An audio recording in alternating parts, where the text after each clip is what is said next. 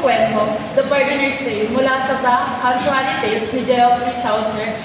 Ano ang aral na hatid nito at paano makikita sa ating kasalukuyang lipunan? Kasama natin ang mga eksperto upang bigyan tayo ng mas malalim na pag-uunawa. Simulan na natin. Ang Pardoner's Tale ay isang alegoryang kwento na kung saan tatlong lalaki ang naghahanap ng kamatayan upang patayin ito, ngunit sa halip, natagpuan nila ang kayamanan. Sa ilalim ng puno dahil sa kasakiman, nagpatayin sila upang masolo ang kayamanan. Sa uli lahat sila ay namatay.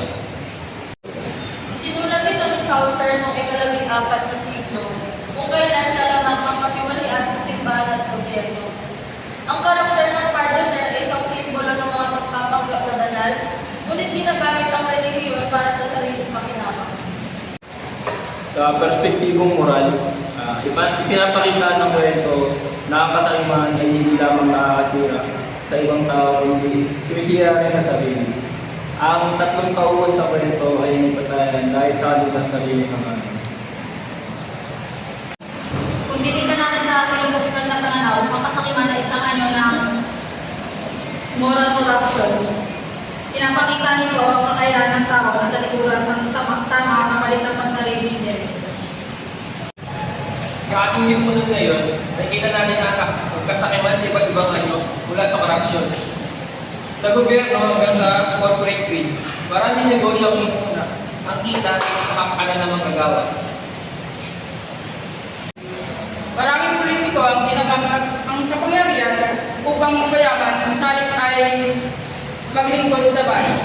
Ang korupsyon sa politika ay isang modern version ng kasakiman sa kwento ng pardoner. Ang kasakiman ay isang pangunahing kasalanan sa maraming relihiyon.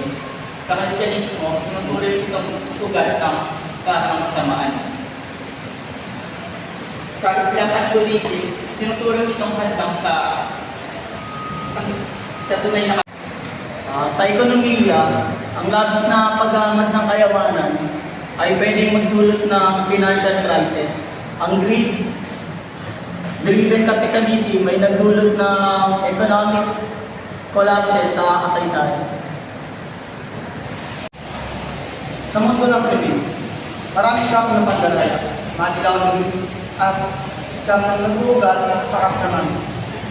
Ang mga kriminal ay katulad ng mga tauhan sa kwento at sila gumamit ng paminda at karasan para sa kanilang laman.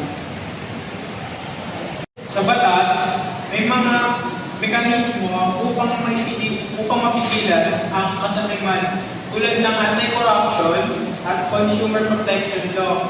Ngunit mahirap itong ipagtupad kung ang mismong nagpapatupad ng batas ay siyang gumagawa ito. Anong maaaring maging solusyon nito?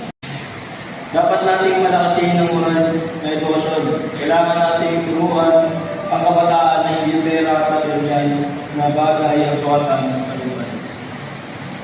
Hindi. Mahalaga rin ang transparency sa pamahalaan sa pribadong sektor. Ang social accountability ay isang mahalagang hakbang upang ipaglaban natin ang kasakiman. Dapat natin piliin ang mga leader na may tunay na malasakit sa bayan.